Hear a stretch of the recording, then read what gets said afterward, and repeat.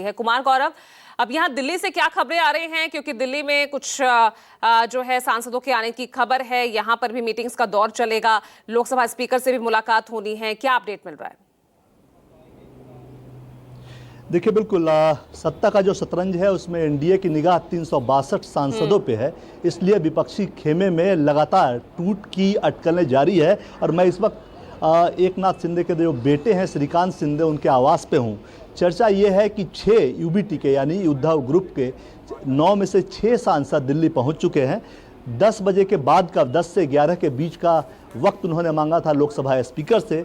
Lok Sabha speaker भी इनके इंतजार में अपने आवास पर बैठे हुए हैं और उम्मीद है कि ये 6 सांसद एकनाथ शिंदे के साथ या उनके किसी सांसद के साथ, शिंदे ग्रुप के किसी सांसद के साथ लोकसभा स्पीकर के यहाँ जाएंगे और वहाँ डिमांड करेंगे कि उनके पास टोटल 9 में से 6 सांसद आए हैं, 2/3 ये बहुमत है और इसलिए हमें एक अलग ग्रुप का या शिंदे ग्रुप में मर्जर की अनुमति दी जाए। तो ये आग्रह किया जाएगा। हालांकि अभी तक वो सांसद नहीं पहुंचे हैं। बताया ये जा रहा है कि 9 में से 6 दिल्ली में पहुंच चुके हैं। एक क्या और इंतजार है, एक सांसद आ जाए, नहीं तो बाद में फिर जाकर वो स्पीकर से मिलकर एकनाथ शिंदे ग्रुप में मर्जर के लिए अपना पत्र दे सकता है। कुल मिलाकर टारगेट 362 2/3 आंकड़ों का है। एनडीए चाहती है कि उसके पास 2/3 आंकड़ा हो जाए और उसके बाद से लगातार आपने देखा है कि स्पीकर के साथ स्पीकर आजकल कुछ ज़्यादा व्यस्त हो गए हैं। आपको याद होगा टीएमसी के बागी सांसदों के साथ स्पीकर की मुलाकात हुई, उसके बाद उसमें लगातार भूपेंद्र यादव लगे हुए थे जो कि बंगाल चुनाव में काम भी देख रहे थे।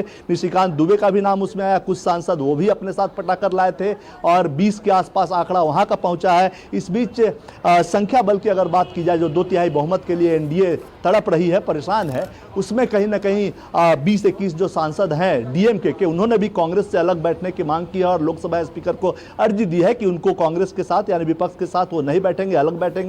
तो ऐसा लग रहा है कि जो डिमांड लगातार इस तरह का हो रहा है, अब शिवसेना के अगर यूबीटी के 7 सांसद और आते हैं तो लगता है कि ट्रेजरी बेंच की तरफ ही ज्यादा सांसद आपको बैठे हुए नजर आएंगे, विपक्ष धीरे धीरे छोटा होता हुआ नजर आएगा। तो अभी थोड़ा इंतजार करना होगा। तो क्या लग रहा है गौरव, महाराष्ट्र के बाद अब किसका नंबर लगने वाला है? महाराष्ट्र, बंगाल के बाद महाराष्ट्र और महाराष्ट्र के बाद अब कौन सी पार्टी निशाने पर होगी? खबर तो आपको लग गई होगी।